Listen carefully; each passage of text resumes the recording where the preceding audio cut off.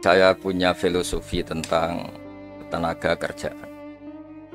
Tadi sudah disebut bahwa nilai kerja itu ibadah. Agama manapun pasti setuju kalau orang mendapat rezeki atau mendapat kebutuhannya karena lewat jalan yang halal. Jalan yang halal itu biasanya pilihannya itu ya kerja, terus mungkin warisan, terus hibah. Ini penting saya utarakan karena saya nanti akan baca beberapa makalah yang diriwayatkan ulama-ulama top kitabnya Imam. Kenapa kita bicara tentang pekerjaan? Harusnya kita ketika dapat rezeki itu asumsi Islam, asumsi kebaikan itu to'amul wahid yakfi is. Jadi makanan jatah orang satu atau rezekinya orang satu itu normalnya bisa dimakan orang dua. Wa to'amusnaini yakfi arba'atan. Normalnya rezekinya orang dua itu bisa dimanfaatkan, bisa mencukupi orang empat. Jadi kekacauan dunia ini dimulai karena jatahnya orang satu menghabiskan jatahnya orang seribu. Jadi gara-gara kerakusan itu terus sistem sosial itu menjadi kacau. Harusnya itu to'amul wahid yakfi to'amusnaini yakfi arba'atan. Jatah rezekinya orang satu bisa menghidupi orang dua ke atas, jatahnya rezekinya orang dua bisa menghidupi orang empat ke atas. Kemudian ini saya baca saja supaya tambah berkah beberapa teks tentang pekerjaan. Ini di kitab Ihya di halaman 85 kalau kitab saya tentang keutamaan kerja. Ini dijelaskan inna minadz-dzunubi dzamban la yukaffiruhu illal hammu fi talabil ma'isyah. Jadi bagian diredaksikan minadz-dzunubi dzunubun la yukaffiruha illal hammu fi talabil ma'isyah. Jadi sebagian dosa itu ada dosa yang tidak bisa dihapuskan oleh istighfar, tidak bisa dihapuskan oleh sedekah, tidak bisa dihapuskan oleh misalnya wiridan. Yang bisa menghapuskan dosa itu hanya kalau kita serius atau kepikiran, hammu itu kepikiran mencari maisha, cari rezeki. Jadi sudut pandang itu penting. Jadi kita yang sedang istighosah atau kita yang sedang pengajian atau mungkin kita sedang jadi ustadz, melihat orang mencangkul, orang ke pabrik, orang di aktivitas pekerjaannya itu harus kita lihat bahwa mereka adalah orang-orang yang sejatinya sedang minta ampun sama Allah Subhanahu wa Ta'ala. Karena di sistem pekerjaan itu lahirlah satu variabel atau satu apa saja yang positif. Ada hukum sosial karena ketemu teman yang saling pengalaman. Ada ketergantungan manusia sama hal-hal yang halal. Ini yang paling penting. Ya banyak orang itu diwatu karena pekerjaannya. Misalnya orang bisa hidup itu sebetulnya karena makan nasi, minum air itu sesuatu yang halal.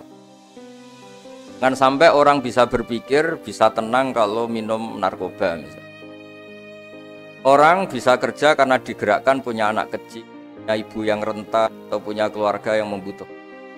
Jangan sampai orang kerja karena digerakkan oleh keinginan bernafsu, karena hal-hal yang maksiat. Hingga status orang yang dagang misalnya atas sirusoduk yuhsaru yaumal qiyamati ma'as-siddiqin wa syuhada. Orang yang dagang kemudian dia benar, jujur, itu nanti makomnya, kelas dia itu bersama para orang-orang yang meninggal syahid, pahlawan-pahlawan. Ini penting saya utarakan supaya cara pandang kita terhadap beragama. Jangan sampai misalnya kita beragama terus kemudian melihat yang ibadah itu yang datang ke masjid.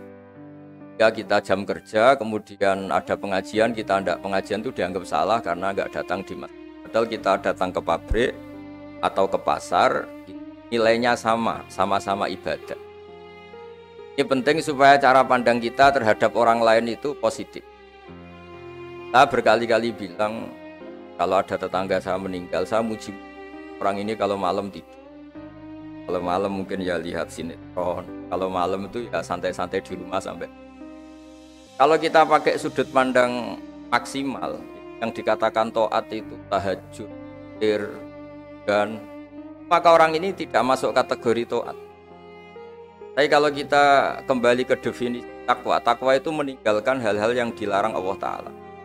Orang ini akan kelihatan berprestasi karena saat di rumah dia berarti tidak melakukan hal-hal yang kritis, tidak mencuri, tidak mengganggu orang lain, tidak menjadikan kegaduhan di patan atau di jalan.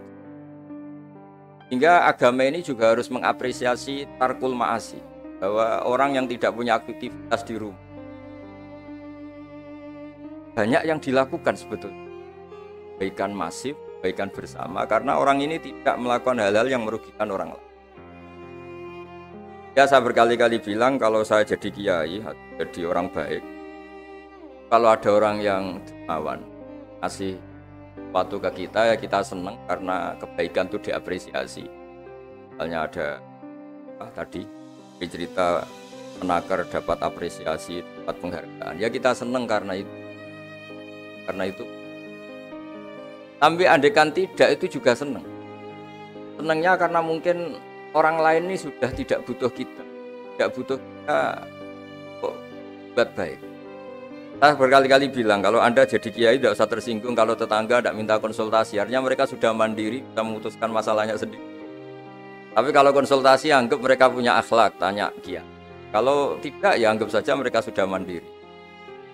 Makanya sudut pandang ya dalam Islam, sudut pandang itu penting sekali. Jadi setelah kita baca beberapa hadis, suatu saat Rasulullah itu ngaji di masjid, teras masjid. Dia ngaji, dan ada pemuda dengan cangkulnya, dengan enaknya melewati Rasulullah.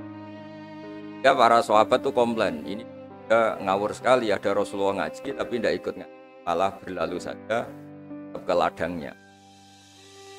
Tapi ketika dengan tanda kutip disalahkan, Rasulullah malah bela pemuda tadi. Pemuda kalau dia kerja karena mencarikan nafkah untuk keluarganya, yang kecil atau yang tua, dan supaya dia tidak minta-minta orang lain, sudah sunnahku. Jika bentuk sunnah Rasul itu tidak harus orang datang ke pengajian dan orang ikut fatwa kita mau itu. Nah, mungkin teman-teman yang sedang bekerja itu tidak lagi mendengarkan ngaji, sudah melakukan isi pengajian. Jadi yang lain baru mendengarkan, yang itu sudah melakukan isi pengajian. Makanya kalau di daerah saya banyak, kenapa kamu tidak datang ngaji? Saya lebih dari ngaji dari Pak Kiai. Kenapa? Pak Kiai kan yang menyarankan supaya kita baik sama orang tua. Saat Pak Kiai pengajian, saya ngurmat orang tua saya di rumah sakit. Tapi kadang-kadang kita pakai ukuran kita sendiri, yang nggak datang pengajian itu orang jelek karena nggak mau datang. Padahal jangan-jangan yang sedang di rumah itu yang sedang melakukan isi pengajian itu, ya dia tidak datang karena ngerawat orang tuanya, karena sedang asik dengan istri. Harus disebut bagian dari kebaikan. Nah, dalam kebaikan Islam, Nabi pernah ngendikan, "Bafi ahadikum sedekah." Kamu kumpul dengan istri kamu itu, sampai sahabat protes, "Ya Rasulullah, masa ayati ahaduna syahwatahu wa huwa lahu ajrun?" Masa urusan seneng-seneng sama istri dia dapat pahala? Nabi menjawab, "Alaysa law wada'aha fi haramin akana aliwis." Kalau pelampiasan syahwat itu hal yang negatif atau yang haram, dia akan dosa. Ketika meletakkan yang benar, dia juga. Jadi pahala itu segampang itu. Orang asik dengan anaknya, dengan cucunya, bercengkrama di rumah, ya pahalanya besar. Karena saat itu berarti dia tinggalkan maksiat, dia tidak dengan. Nah, pekerjaan juga gitu. Mungkin orang lain dapat uang karena transaksi narkoba, mungkin orang lain dapat uang karena kejahatan, orang lain dapat uang karena menipu. Orang-orang yang bekerja luar biasa ini dapat rezeki. Harus kita apresiasi. Ya makam orang-orang ini, makomnya itu nanti kalau meninggal ma'asiddi wasyuhada. Orang-orang punya gelar asid, gelar yang luar biasa dalam khazanah kewalian. Orang-orang yang bekerja itu nanti makomnya seperti itu. Itu adalah inspirasi kita yang luar biasa. Hingga nanti kita tidak melihat orang lain itu, wah, wong kok kedoyan tok, orang orientasinya dunia tok, bekerja terus, ingin kaya raya. Ya wis kan. Kita tidak boleh berpikir. Karena apapun banyaknya harta di tangan orang-orang halal, tangan orang-orang baik, pasti efeknya juga. bisa melahirkan pekerjaan, bisa melahirkan kemanfaatan. Ya Nabi kalau muji pedagang itu dari 10 rizki itu 9 berkahnya ada di pedagang. Karena kalau pedagang itu kikir, sekikir-kikirnya pedagang, dia harus mengeluarkan uang, bayar supir, bayar satpam, bayar yang ngirim jasanya dan sebagainya. Ya uang tetap berputar. Tapi sebaik-baiknya Anda kalau tidak dagang itu mungkin uang ditabung, uang mandek. Ya, potensinya itu ikhtikar. Ikhtikar itu menyimpan. Kalau ngelebih kota tertentu, larang oleh. Karena saya nekun keilmuan agama, maka saya hanya cerita bahwa betapa Allah itu ngapresiasi pekerja. Nabi Dawud itu seorang raja, kaya raya. Tapi beliau tidak mau makan illa mingkas biyadi, kecuali hasil hanya sendiri. Masyhur itu di riwayat beliau seorang raja, tapi hanya makan kalau tembikar atau anyaman bambunya atau apalah, pokoknya dari anyaman bambu itu terjual. Kalau hari itu nggak terjual ya nggak bisa makan. Padahal beliau seorang raja, saking imannya supaya rezeki yang dia makan, yang beliau makan mingkas biyadi, dari hasil karyanya sendiri. Banyak kiai-kiai guru kita yang secara lahir kaya, tapi yang pondok yang untuk dirinya itu sekadar. Bahkan saking ekstrimnya di dunia kiai itu ada seorang kiai yang pisang tanam secara halal dan di tanah yang pasti halal. Setiap makan yang rofahiyah itu ya agak hura-hura itu kafaroi dengan makan pisang itu, satu pisang dibagi-bagi dan dianggap kafaroh. Nah kenapa cara-cara publik itu banyak rofahiyah itu begini.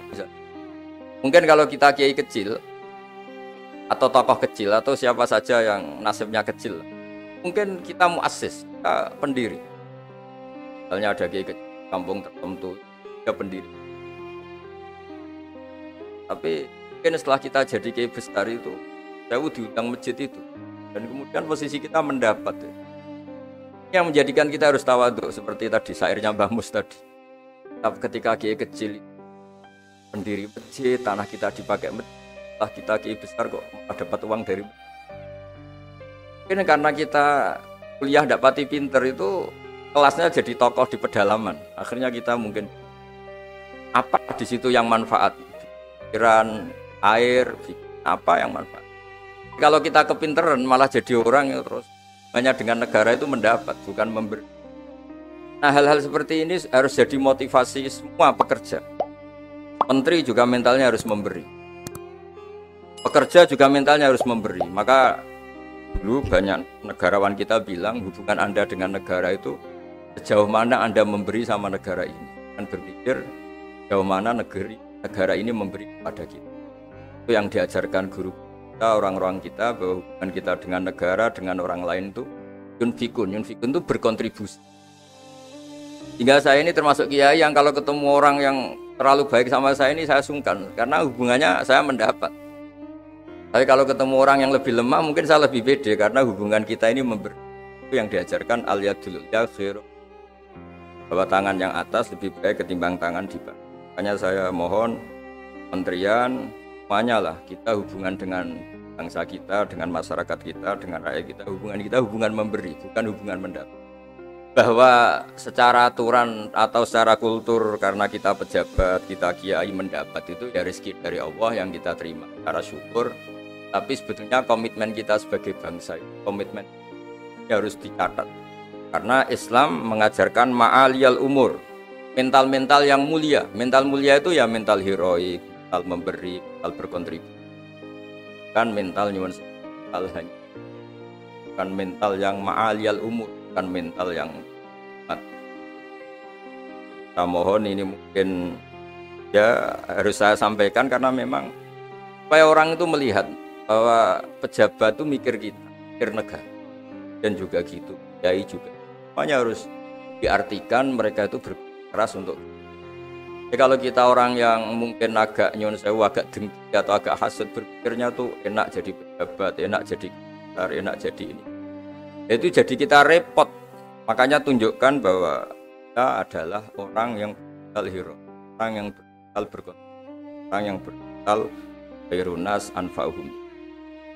Yang terakhir, karena tadi banyak yang baca puisi, banyak saja dan saya senang sekali, tapi saya mau cerita tentang keunikan dunia wali. Dulu ada seorang wali jadi pegawai penjaga kebun, padahal seorang wali dia penjaga kebun anggur.